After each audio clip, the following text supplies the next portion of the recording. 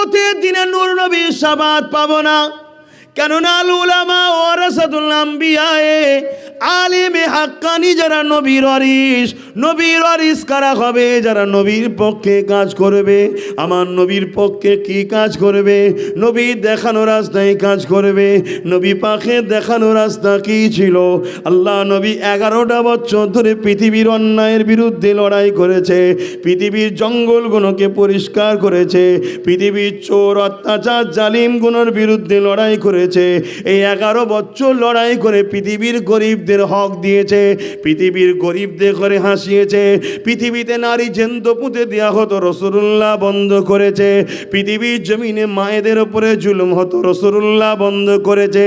পৃথিবীর রাজা মহারাজারা প্রজাদের ঘরে নিজেদের রাখাল মনে করত, সেগুলোকে আজাদ করেছে। এই পৃথিবীর জঙ্গল, অন্যায় অত্যাচারের জঙ্গলকে বন্ধ করে দিয়ে পৃথিবীর বুকে নবী আমার নাই ইনসাফ ইনসানিয়াত প্রতিষ্ঠিত করেছে। এই পৃথিবী পরিষ্কার পরিচ্ছন্ন হয়ে যাবার পর 11 বছর পর আল্লাহ নবীকে মেরাজে নিয়ে গেছে। ওই জায়গায় যাবার পর আল্লাহ নূর নবী নামাজ রোজা দিয়েছে।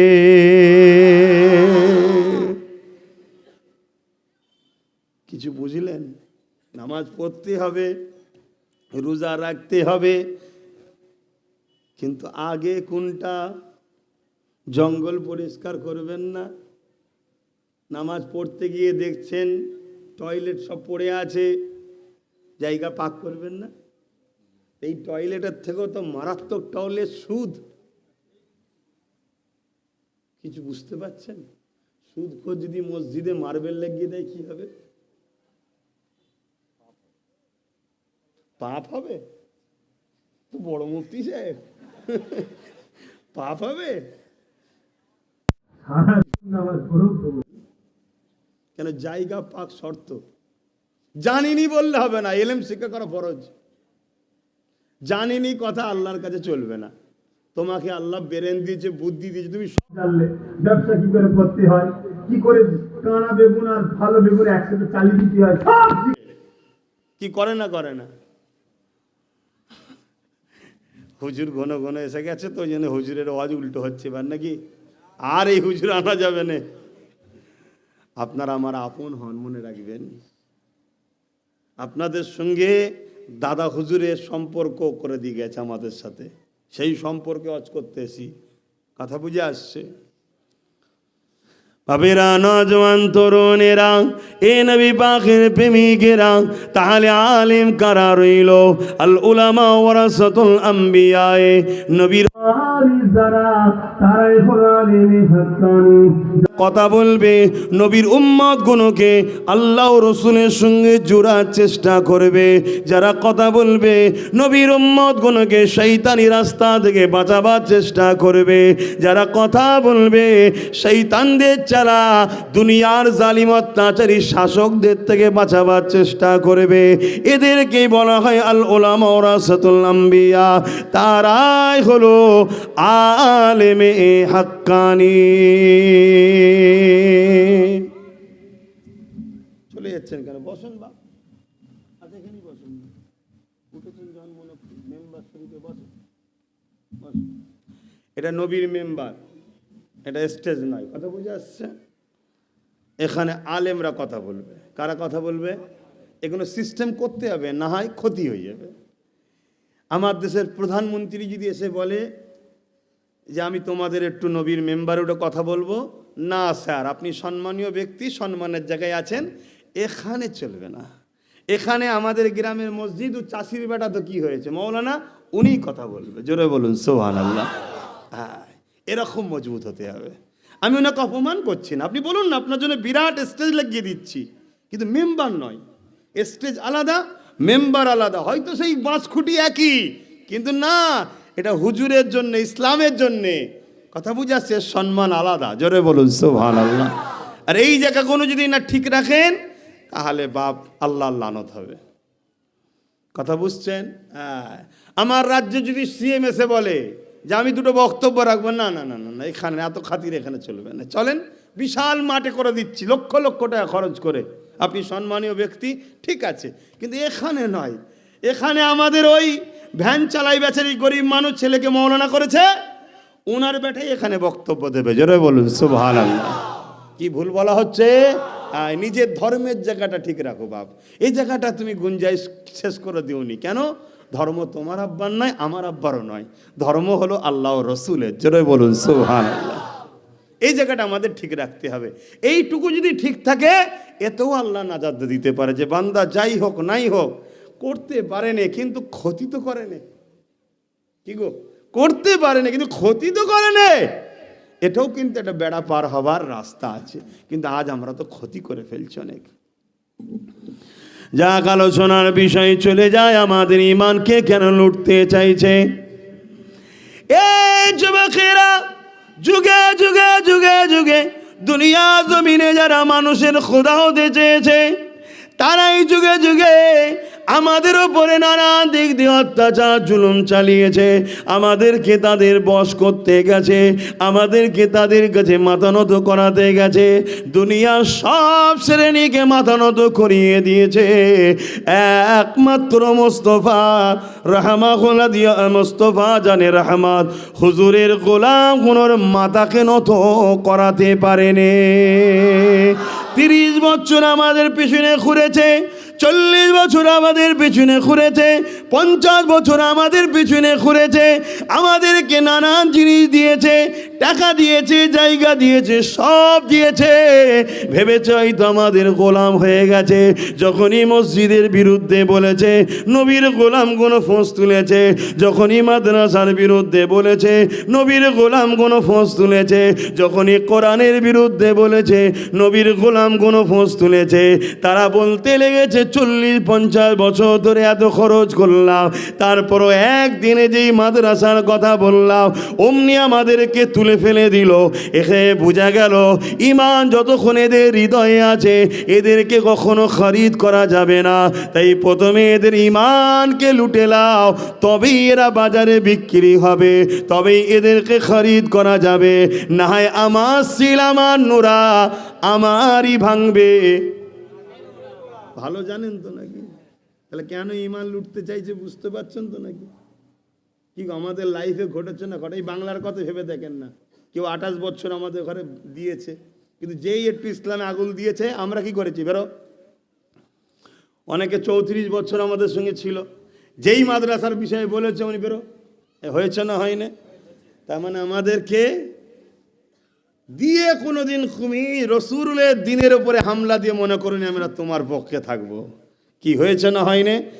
তাই তারা চিন্তা করে দেখছে বিশ্বজুড়ে এদেরকে এত কিছু দেওয়া হয়, এত কিছু আদর করি, এত ভালোবাসি, ঘর বয়ে খাবার দিয়েছি, তারপরও এরা হুজুরের বিষয়ে একটু আঘাত দিলে, মসজিদ মাদ্রাসার বিষয় একটু বললেই এরা সঙ্গে সঙ্গে লড়ে বসে। কেন? দেখছে এদের মধ্যে একটা পাওয়ার আছে, এই পাওয়ারটার নাম হলো ঈমান। এই ঈমানটা এদের থেকে বার করে নিতে হবে।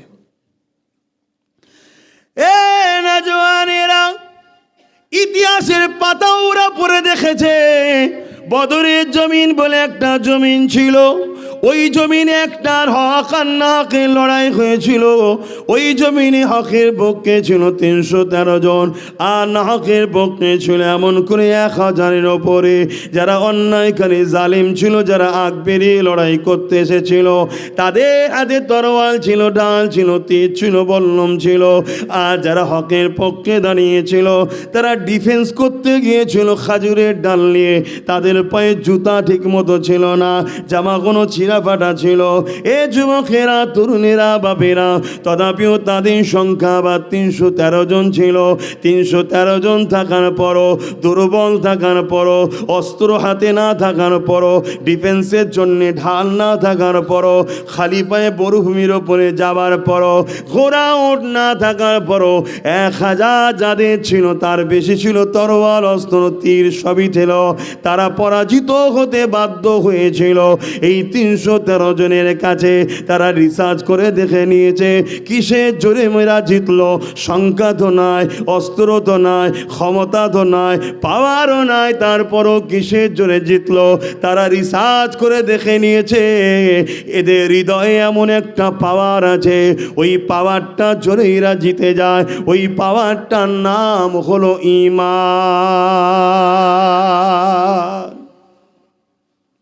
যে পাওয়ারে চলে যাবার পরও, দুনিয়া থেকে চলে যাবার পরও আমেরিকা যখন বড় বড় মিসাইল ফেলছিল, ওই পাওয়ারওয়ালা ব্যক্তি আওয়াজ দিয়েছে ওই মিসাইল চেনা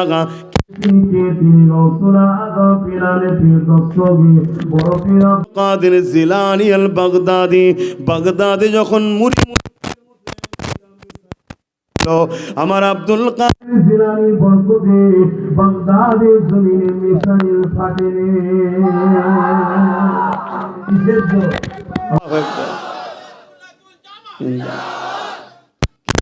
বলুন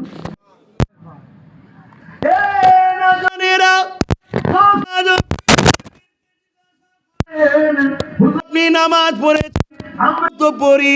হুজুর আপনি রোজা রেখেছেন, আমরাও তো রাখি। হুজুর আপনি হজ করেছেন, আমরাও তো হজ করি। হুজুর আপনি কোরআন তেলাওয়াত করেছেন, আমরাও তো কোরআন তেলাওয়াত করি। হুজুর আপনি যা করেছেন আমরা তো তাই করছি। হুজুর আপনি তাহাজ্জুদ পড়েছেন, আমরাও তো পড়ি। হুজুর তারপরে পার্থক্য কোথায় রয়েছে?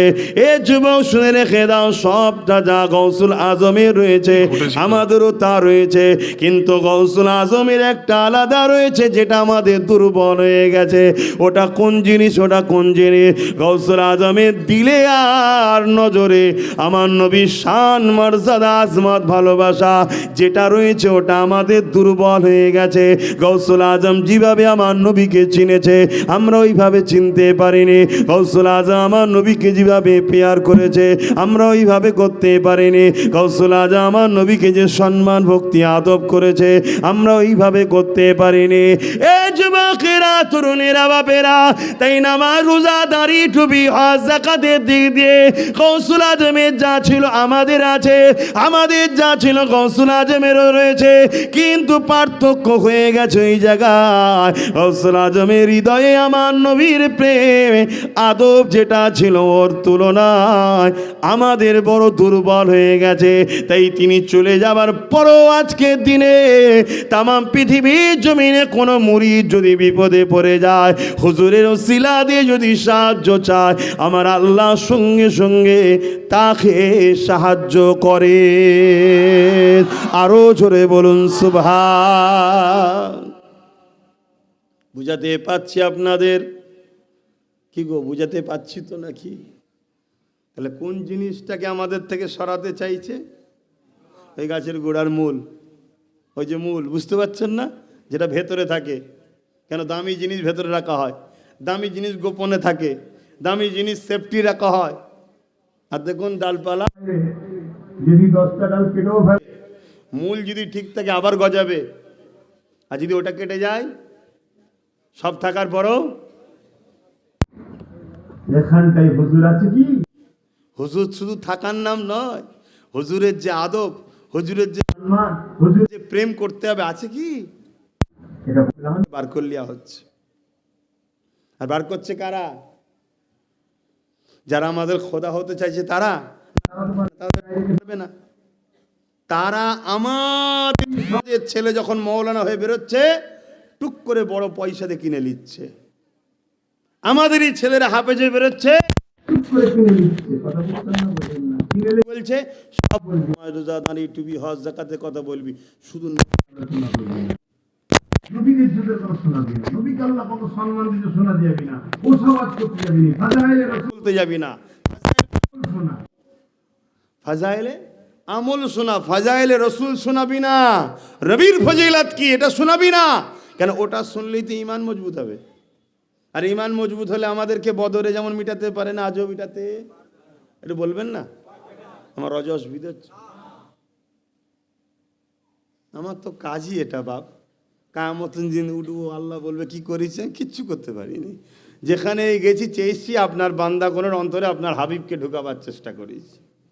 প্যান্ট শার্ট পরা, দাড়ি চাচা, মাথায় টুপি নেই, চেয়েছি কমসে কম যদি আপনার হাবিবটা ঢুকে যায় ওর মধ্যে চেতনা আসবে, আমার নবী যেটা পছন্দ করতো আমি সেটা করব।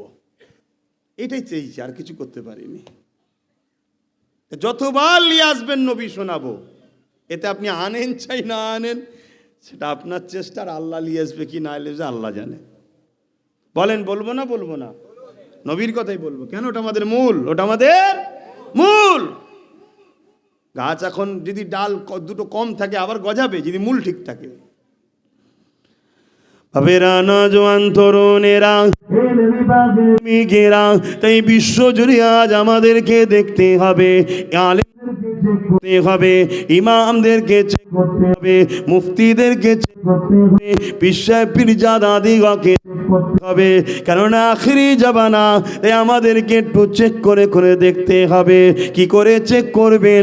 জুম্মা পরে মাসে 4টে, ওই 4টে জুম্মার মধ্যে ইমাম সাহেবের উচিত 3টে জুম্মায় মুসল্লিদিগকে নবী শান মর্যাদা জানানো দরকার। নবীকে আল্লাহ কত আজমত আলা করেছে, নবীকে আল্লাহ কত শান আলা করেছে, নবীকে আল্লাহ কত মাকাম দিয়েছে, নবী পাক আল্লাহকে কতটা ভালোবেসেছে, আল্লাহ নবীকে কতটা পেয়ার করেছে, ইত্যাদি ইত্যাদি নবীর সঙ্গে জড়িয়ে থাকা বিষয়গুলো 3 জুম্মা শোনাও। বাকি একটা জুম্মা রইল, ওই জুম্মাতে পাক না পাক, নামাজ রোজা বিভিন্ন মসলার বিষয়ে শোনাও। তবে জানবে এই উলামা কোরআনের পক্ষে রয়েছে। ঠিক তেমনি আলেমদের ঘরেও শুনতে হবে। ওয়াজ তো হাজারো করে যাচ্ছে, বক্তাকে ফলো করে দেখো, 100টা যদি ওয়াজ শোনো তার কমসে কম যেন 60 থেকে 70টা জলসায় উম্মতকে নবীর সঙ্গে জুড়তে চেয়েছে, নবীর মাকামের কথা বলেছে, নবীর আজমাতের কথা বলেছে, নবীর সম্মানের কথা বলেছে, নবীকে আল্লাহ কি দরজা দিয়েছে শুনিয়েছে। নবী বেমেশাল, নবীর কোনো মেশান নাই। কবরের জমিনে নবী ছাড়া নাজাত নাই, কেননা কবরের জমিনে 3টে প্রশ্ন করা হবে। তোমার রবকে, একজন বলল রব্বি আল্লাহ, আল্লাহ ছেড়ে দেবে না? ছেড়ে দেবে না। কেন ছেড়ে দেবে না? কেন এই উত্তরে তোমার এখনো রেহাই নাই, এখনো বাকি আছে। তাহলে এ থেকে বোঝা গেল মান রব্বুকা, রব্বি আল্লাহ বলো, রেহাই হবে না, এখনো তোমার বাকি রয়েছে। অপরজনকে প্রশ্ন করা হলো মান রব্বুকা, তোমার রবকে, সে বলল লা আদরি, জানি না। মার তখন হবে, আল্লাহ বলবে হবে না, কেন এখনো এর বাকি আছে। তাহলে আল্লাহ চেনে বললে মারা হবে, এমনটাও কিন্তু হবে না। 2 নম্বর প্রশ্ন করা হবে মা দিনকা, তোমার দিনকে, বলল দিনই ইসলাম, আমার ধর্ম হলো ইসলাম। একে কি ছেড়ে দেওয়া হবে? আল্লাহ বলবে না, ছাড়া হবে না। এ থেকে বুঝা গেল রব আল্লাহকে চিনলে, দিন ইসলামকে চিনলে এখনো তোমার রেহাই কিছু বাকি এখন রয়ে গেছে। অপরদিকে আরেকজনকে জিজ্ঞাসা করা হলো মা দিনকা, তোমার দিন কি? সে বলল লা আদিরি, জানি না। সে দিনকে জানে না, একে কি মারা হবে? আল্লাহ বলবে না, কোনো শাস্তি দিও না, কেন এখন বাকি আছে। এ থেকে বুঝা গেল রবকে যদি না চেনে, দিনকে তথাপিও তার তোমার শুরু হচ্ছে না, এখনো বাকি রয়েছে। আহারে উম্মত মুহাম্মাদি, কুরবান হয়ে যাও আল্লাহর পেয়ারা দোস্তর কদমে। খুশি করো, আল্লাহকে শুকরিয়া জানাও, আল্লাহকে বলো হে আল্লাহ মহান, আপনার মতো দয়ালু রব, আপনার মতো দয়ালু প্রভু কেউ হতে পারেনি আর হবে না। আপনি তো এক আল্লাহ, আপনি আপনার বন্ধুকে কতটা শানওয়ালা বানিয়েছে। জানেন তো ইবলিস আমাদের দুশ্মন। এটা পরীক্ষা হচ্ছে দুনিয়ায়। কিসের পরীক্ষা? আল্লাহর প্রেমের পরীক্ষা। যে বান্দা দুনিয়া পেয়ে, পরিবার পেয়ে, সন্তান পেয়ে, জমি জায়গা পেয়ে, দুনিয়া নানা রকম রং তামাশা পেয়ে বান্দা আমাকে ভুলে যায় নাকি দেখব, এটা পরীক্ষা। বান্দাকে তো আমি এত কিছু দিলাম, আশরাফুল মখলুকাত করলাম, 2 চোখ, 2 কান, 2 হাত, 2 কিডনি, 2 পা, নিঃশ্বাস দিলাম। বান্দার জন্য হাজারো ধরনের খাদ্য দিলাম। ওই খাদ্যর মধ্যে কত ধরনের ভিটামিন, কত ধরনের মিনারেল, কত রকম সিস্টেম, ক্যালসিয়াম থেকে শুরু করে আমি সব দিয়েছি। বান্দা খাবে, তার হজম প্রক্রিয়া সিস্টেম দিয়েছি। হজমের পরে যেটা শরীরে লাগা সেটা লাগবে, ছিবড়ে কোনো বার হয়ে যাবে, সব আমি আল্লাহ দিয়েছি। বান্দা, তোর জন্য আমি চির শান্তির জান্নাতও তৈরি করেছি, কিন্তু এই জান্নাতে যাবার আগে নকল জায়গা দুনিয়া থেকে একটু ঘুরে আয়, আর ওখানে গিয়ে সব কিছুর মধ্যে থাকবি। আমাকে স্মরণ রাখিস কি দেখব, আমাকে খেয়াল রাখিস কি দেখব। আমার খুশি চাস না অন্যের খুশি চাস? তুই আমাকে রাজি করতে চাস না অন্য কাউকে রাজি করতে চাস? তোকে হাজারো দিক দিয়ে আমি পরীক্ষা নেব বান্দা। তুই যদি মজবুত হয়ে দুনিয়াবি জিন্দেগিতে আমার খুশির জন্য সব কিছুকে কুরবান করতে পারিস, আমি আল্লাহ তোকে তুলে নিয়ে এসে চির শান্তির জান্নাত আমার মেহমান খানায় তোকে রাখবো। জোরে বলুন সুবহানাল্লাহ। সেখানে কোনো দিন আর তোর মৃত্যু হবে না, আর অভাব হবে না, ওখান থেকে তোকে আর বার করে দেব না। আর যখন খুশি চাইবি আমি আল্লাহ আমাকে দেখতেও পাবি। জোরে বলুন সুবহানাল্লাহ। আর তুই যদি এই 2 নম্বর জায়গায় এসে দুনিয়ার রং তামাশায় কোরআন ভুলে গিয়ে, হাদিস ভুলে গিয়ে, নবীর ওয়ারিসদের ভুলে গিয়ে দুনিয়াদার জালিম অত্যাচারীদের পিছনে ঘুরে সুদ ঘুষ জেনা ব্যভিচারে গান ফিতনা ফাসাদের মধ্যে যদি জড়িয়ে যাস, আমি আল্লাহ তোকে আমার ওই শ্রেষ্ঠ জায়গা দেব না। কেন? তুই উপযুক্ত নয়। কথা কিছু বুঝে আসছে না? না, উপযুক্ত নয়। 10টা সিট ভ্যাকান্সি বুঝাবার জন্য আছি চাকরির, পরীক্ষা নেবে না। যে যে উপযুক্ত সে পাবে, যে উপযুক্ত নয় সে পাবে না। এটাই তো সিস্টেম। এখন যদি বীজখানে কেউ 2 নম্বরই করে সেটা আলাদা কথা, কিন্তু আমার আল্লাহর ফারিস্তারা 2 নম্বরই চান্স দেবে না। কথা বুঝে আসছে তো নাকি? এইটা হলো সারাংশ। আর এই সারাংশের কামিয়াবির জন্যে যুগে যুগে আল্লাহ আমাদের ঘরে চলার রাস্তাও দেখিয়েছে আর শিক্ষকও দিয়েছে। আসমানি কিতাব আর নবী আলাইহিস সালামদেরকে পাঠিয়েছে। আমাদের জন্য আসমানি কিতাব হলো কোরআন শরীফ। আমাদের বলতে মুসলমান না, পুরো মনুষ্য জাতির জন্যে সর্বশেষ আসমানি কিতাব হুদাল লিন্নাস, মনুষ্য জাতির হিদায়েতের জন্য সৃষ্টিকর্তা পাঠিয়েছে কোরআন শরীফ।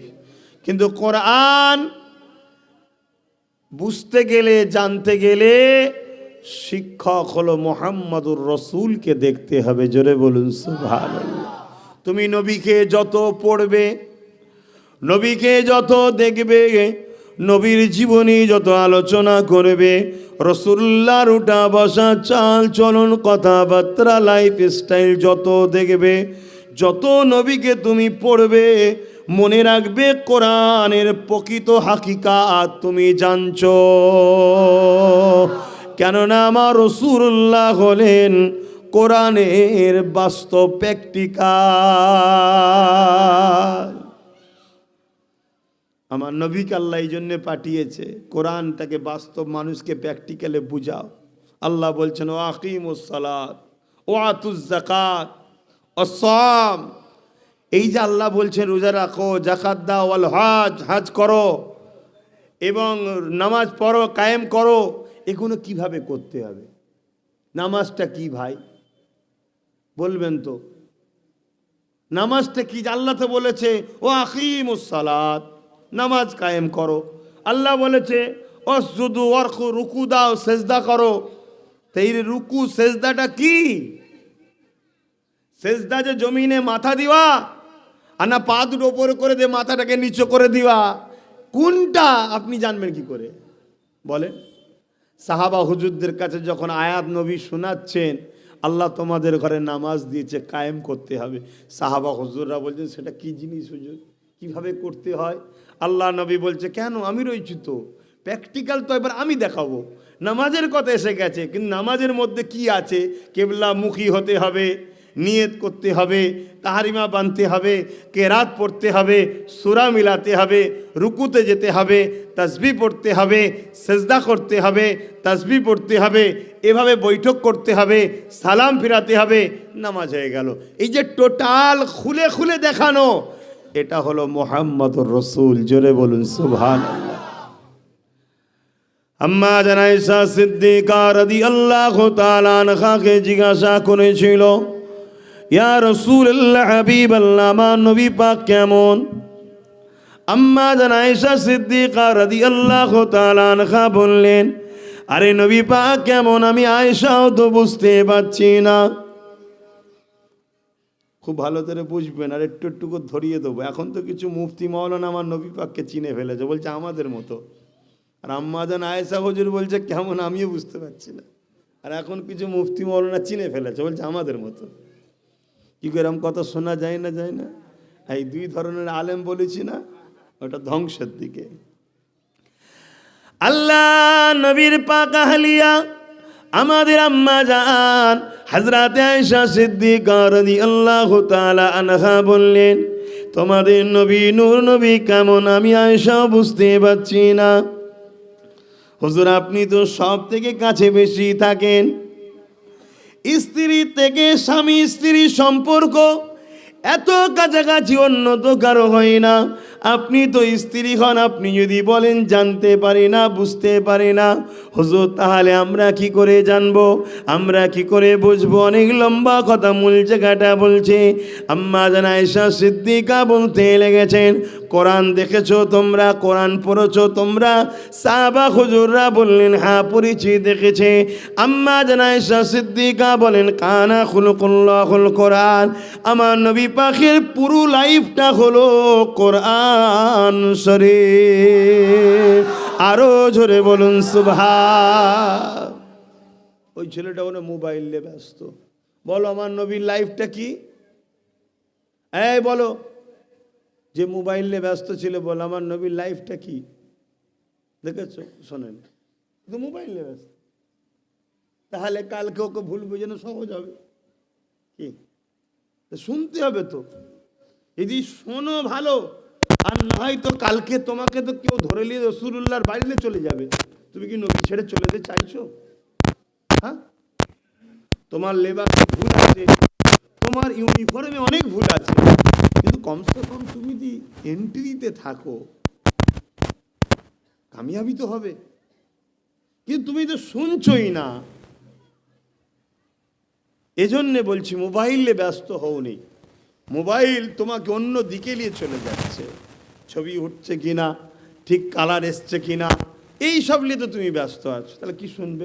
আমি কি বললাম তুমি শুনলে না।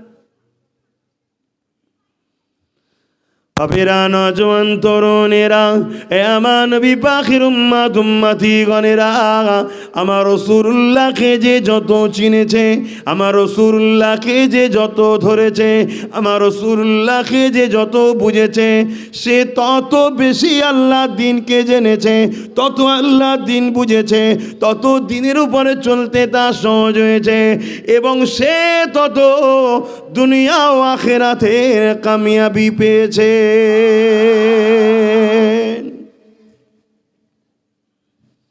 কোরআন এমন একটা কিতাব, এই কিতাবই মানুষকে মুক্তি দেয়।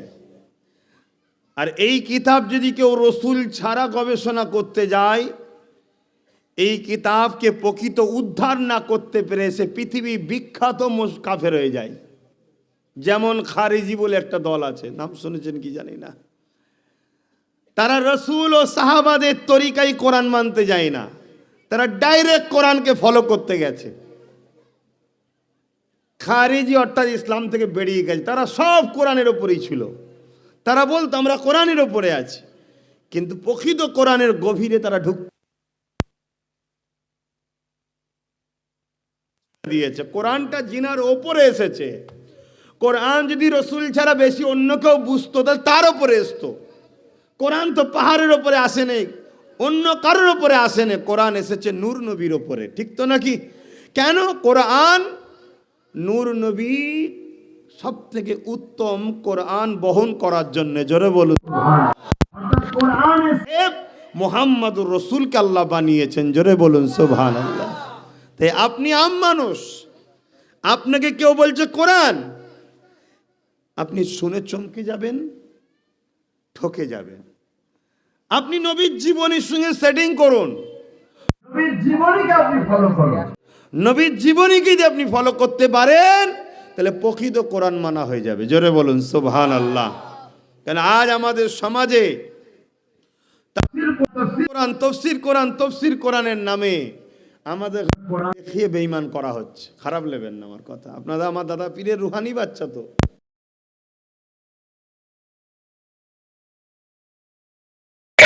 আমার পীরের বাচ্চা, কিন্তু ঘরের মানুষ হয়ে বুঝাচ্ছি এটা বাঁচান। তা কোরআন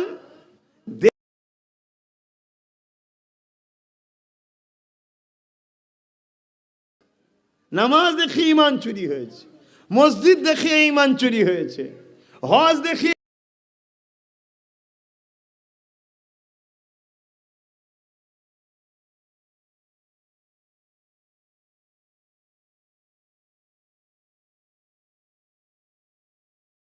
তো প্র্যাকটিক্যাল। জোরে বলুন সুবহানাল্লাহ। তাই আল্লাহ কোরআনের মধ্যে জানিয়ে রাসূল ফাগুযুহু ওয়া নাহাকুম আনহু, এ দুনিয়ার মানুষেরা আমি তোমাদের কাছে যে কিতাব পাঠিয়েছি এই কিতাবের মধ্যে আমি জানিয়ে দিয়েছি আমার নবী যা দিচ্ছে নিয়ে নাও, আমার নবী যা ছাড়তে বলেছে ছেড়ে দাও। আমার নবী হ্যাঁ বলো, আমার নবী না বলো, তাহলে তোমরা কামিয়াবি হয়ে যাবে। কেননা আমার কথা তোমাদের মস্তিষ্কে যাবে না, কেননা তোমরা দুনিয়ার মানুষের কাছ থেকে শিখেছো। মনে রাখবে আমি আল্লাহ আমার হাবিবকে নিজে শিখিয়ে আর রহমান আল্লামাল কোরআন, আল্লাহ তিনি যিনি তানার বন্ধুকে কোরআন শিখিয়েছে। অতএব কোরআন আমি আমার বন্ধুকে শিখিয়েছি আর অন্যজন শিখানো, দুটো কি এক হয়? কোরআন কার কথা? অতএব আমার বন্ধুর থেকে লাও। তুমি ডাইরেক্ট ওই ছাপা কালি দিয়া আমার ওই টাকা থেকে যদি ডাইরেক্ট উদ্ধার করতে যাও তুমি ফেঁসে যাবে। তুমি আমার বন্ধুকে দেখো, আমার বন্ধু যে নকশা কদমে চলছে তুমি ওই নকশা কদমে চলো, ব্যাস তোমার জন্মে কোরআনও হয়ে যাবে, আমাকে খুশি করাও হয়ে যাবে। জোরে বলুন সুবহানাল্লাহ। এই কথাতে সবাই একমত হতে পারছেন তো নাকি? এই জায়গাটাই কিন্তু মাথায় রাখবেন। আজ দুনিয়া জুড়ে বড় ষড়যন্ত্র আমাদের পিছনে চলছে। কি ষড়যন্ত্র? গাছের ডাল পাতা ফলমূল যদি কাটে পুরো পাড়াবাসী দেখতে পেয়ে যাবে। কি দেখতে পাবে না? পাবে না? এই কেন গাছটা কাটছিস, কি সমস্যা হয়েছে? ছায়া দিচ্ছে, চাঁদ দিচ্ছে, পাতা আছে, ফলমূল হয়, সমস্যা হবে, ঠিক না? এক কাজ করো, টুকটুক করে গিয়ে গাছের গোড়াতেই বসো, গাছের ডাল পাতাকে ভালোবাসো, বলো গাছ খুব সুন্দর, খুব তারিফ করো, কিন্তু মাটির তলায় যে মূলটা আছে ওতে গরম পানিতে দাও। তাহলে কি হবে ভাই বলবেন তো? এই গাছের ডালপালা হলো নামাজ, রোজা, দাড়ি, টুপি, হজ, যাকাত, বুঝাবার জন্য বলছি। এইগুলো যদি কাটা যায় ঝগড়া হবে। নামাজ ছেড়ে দাও বললে ঝগড়া হবে না? হবে না? এই দাড়ি রাখতে হবে না বলে ঝগড়া হবে না? মৌলভী সাহেব এখন আমি যদি বলি রোজা রাখতে লাগবে না, ঝগড়া হবে না? হবে না? এই হুজুর মানা যাবে না, কেন দেখতে পাওয়া যাচ্ছে তো। আমি যদি বলি ঠিক আছে নামাজ পড়তে লাগবে না, চলো ওসব নামাজ রেখে দাও এখন, এই ঝগড়া হবে না? হবে না? সব বিষয় কেন কোনো জাহিরি দেখা যাচ্ছে। আমি কিন্তু বলছি না, নামাজ ঠিক আছে, রোজা ঠিক আছে, দাড়ি ঠিক আছে, সব ঠিক আছে, গাছের গোড়ায় বসে গরম পানি দিচ্ছি। তার মানে কি মূলটা কোথায় থাকে? ভেতরে। মূলটার নাম হলো ঈমান, যেটা এখানে থাকে, নবীর প্রেম ও আদব, ওইটাকে শেষ করিয়ে দাও, তাহলে গাছ শেষ তো। তার মানে নামাজ রোজা থাকার পরও সব শেষ। কিছু মাথায় ঢুকছে? এই মূলটাকে শেষ করার প্ল্যান চলছে। এবারে একটা প্রশ্ন হতে পারে, কেন শেষ করতে চাইছে? এই জন্যে শেষ করতে চাইছে যতক্ষণ আমাদের ঈমান আছে, আমরা যদি দুর্বল হয়ে যাই, কমজোর হয়ে যায়, আমাদের নামাজে যদি ত্রুটি বিচ্ছেদ হয়ে যায়, আমাদের রোজাতেও যদি কিছু ভুল হয়ে যায়, আমাদের দাড়ি টুপিতেও যদি কিছু কম হয়ে যায়, আমাদের এমন করে হজ করাতেও যদি কিছু ভুল হয়ে যায়, এ যুবকেরা, তরুণেরা, আল্লাহ কোরআনে জানিয়েছে লা তাখনাতু মির রাহমাতিল্লাহ, তোরা আমার রহমত থেকে নিরাশ হয়ে যাস না। আমি আল্লাহর কাছে তওবা কর, ক্ষমা চা। আমি আল্লাহ তোদের তওবাকে কবুল করব। তাহলে নামাজে ভুল হলে মাপের রাস্তা, রোজায় ভুল হয়ে গেলে মাপের রাস্তা, হজে ভুল হয়ে গেলে মাপের রাস্তা, দাড়ি টুপিতে কিছু মিস্টেক হয়ে গেলে মাপের রাস্তা। এ যুবকেরা, তরুণীরা, বাপেরা, কিন্তু ইমানের ব্যাপারে সরিষা দানার থেকেও ক্ষুদ্র যদি খুঁত হয়ে যায়, ওখানে মাপের কোনো রাস্তা নাই। এ যুবকেরা, তরুণীরা, বাপেরা, তাই তোমাকে আমাকে বেঈমান বানাতে যারা চাইছে তারা দুই শ্রেণীর মানুষ। প্রথম নম্বর শ্রেণীর মানুষ কারা? যারা তোমার আমার খোদা হবার স্বপ্ন দেখছে। বুঝছেন তো নাকি? আমার অজের ধারা আলাদা বাপ, আপনারা আগেও জানেন, আজও জানেন। আমি হকের পক্ষে বাতিলদের বিরুদ্ধে কথা বলে ওয়াজ করি। এর নাম ইসলাম। এর নাম কি? ন্যায় প্রতিষ্ঠিত করার নাম ইসলাম নয়। অন্যায়কে মিটিয়ে ন্যায় প্রতিষ্ঠিত করার নাম ইসলাম। আমি কিছু বোঝালাম? বলুন বলুন, কি বুঝালাম? ন্যায় প্রতিষ্ঠিত করার নাম, জোরে বলুন। অন্যায়কে মিটিয়ে ন্যায় প্রতিষ্ঠিত করার নাম ইসলাম। ন্যায়ও থাকবে, অন্যায় থাকবে, ওখানে ইসলাম নেই। আমার কথা ভুল বুঝছেন না তো? ভুল হচ্ছে মনে হচ্ছে? তা শুন না, একটু শিখিয়ে দেন না। আজ তো 12 বছর ধরে আমার পিছনে লেগে আছে, কই কেউ তো শিখাতে এলো না। খুব মাথা ঠান্ডা করে শুনেলেন। এই গ্রামে নামাজও আছে, সুদও আছে। এই গ্রামে রোজাও আছে, হারাম খাদ্য খাওয়া আছে। এই গ্রামে দান খায়রাতও আছে, আবার এতিমদের ঝেড়ে খাওয়ারও ব্যাপার রয়েছে। ইসলাম এখানে আছে নাকি? ইসলাম যদি থাকে, গরিব হাসবে। গরিবকে লুটা হতে পারে না। গরিবকে মিটাবার নাম ইসলাম, গরিবকে হাসাবার নাম ইসলাম। জোরে বলুন সুবহানাল্লাহ। বিধবাকে অধিকার দিবার নাম ইসলাম, বিধবাকে যারা লোটে তাদেরকে মিটিয়ে দিবার নাম ইসলাম। জোরে বলুন সুবহানাল্লাহ। আজকে আমাদেরকে শুধু বলছে ভালো কাজ করো, ভালো কাজ করো, ভালো কাজ করো। না, ভালো কাজ তো করতে হবে। জায়গাটা যদি না পাক হয়, নামাজ হবে? তাহলে জায়গা পাক করার নামটা তো আগে নাকি? পাক করা যেমন নামাজের বেলা জায়গা দেখছো, ঠিক তেমন ইসলাম যেখানে থাকবে ওই প্রতিবেশে কোনোদিন অন্যায় হতে পারে না। ওই অন্যায়গুলোকে মিটাও, মিটিয়ে দিয়ে তুমি ইসলামের ন্যায়কে প্রতিষ্ঠিত করো। জোরে বলুন সুবহানাল্লাহ। শুনছেন তো নাকি? আব্বাজানরা কি বলছেন? ভুল ওয়াজ করছি নাকি? এখন তো আল্লাহ করে আপনারা ডেলি ওয়াজ এলাকায় হয়, কত হুজুর, কত মুফতি সাহেব, কত ধরনের ওয়াজ আল্লাহ করে শোনেন। এই জন্যই তো মাথার ফিউজ উড়ে যাবে পারে। একটা কাতারে থাকুন, একটা লাইনে থাকুন। বাপেরা, না জওয়ান তরুণেরা, আমাদের প্রথম নম্বর দুশ্মন হলো তারা যারা কিনা আমাদের খোদা হবার স্বপ্ন দেখছে। যুগে যুগে যুগে যুগে ফেরাউন ছিল, আছে থাকবে। যুগে যুগে নমরুদ ছিল, আছে থাকবে। যুগে যুগে এজিদ ছিল, আছে থাকবে। যুগে যুগে আবু জেহেল ছিল, আছে থাকবে। শুধু নাম হয়ে যায়, কাজ একই থাকে। শুনছেন তো নাকি? আর এদের সবার নায়ক হলো ইবলিস শয়তান। এদের সবার মুরব্বী হলো ইবলিস শয়তান। ইবলিস এদের দ্বারা তাদের রাজত্বকে চালায়।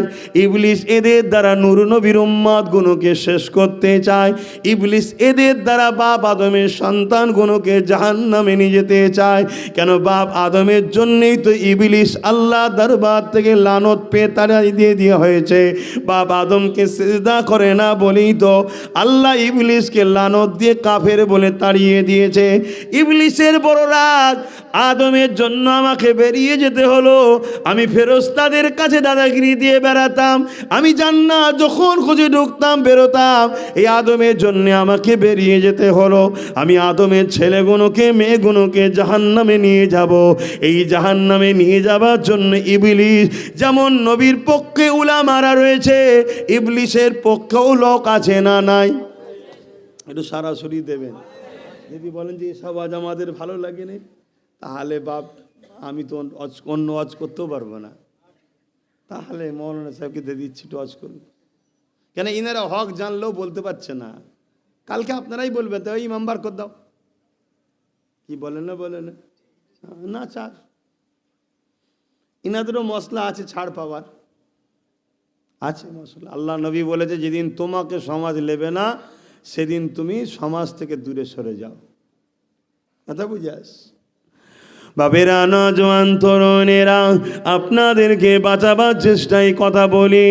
এর জন্য আমার দুশ্মন বাড়ছে, কমছে না। যদি মোহাব্বত পেলেন দুটো কথা বলে যেতাম, দুশ্মনও বন্ধু হয়ে যেত। না না, আব্বাসকে আগে খারাপ ভাবতাম, এখন ভালো হয়ে গেছে। কি বলতো না বলতো না? এ নওজওয়ানেরা, কিন্তু কিয়ামতের দিনে নূর নবীর শাফাআত পাবো না। কেননা আল উলামা ওয়ারাসাতুল আম্বিয়া, আলিমে হাক্কানি যারা নবীর ওয়ারিস, নবীর ওয়ারিস কারা হবে? যারা নবীর পক্ষে কাজ করবে। আমার নবীর পক্ষে কি কাজ করবে? নবী দেখানো রাস্তায় কাজ করবে। নবী পাখে দেখানো রাস্তা কি ছিল? আল্লাহ নবী 11টা বছর ধরে পৃথিবীর অন্যায়ের বিরুদ্ধে লড়াই করেছে।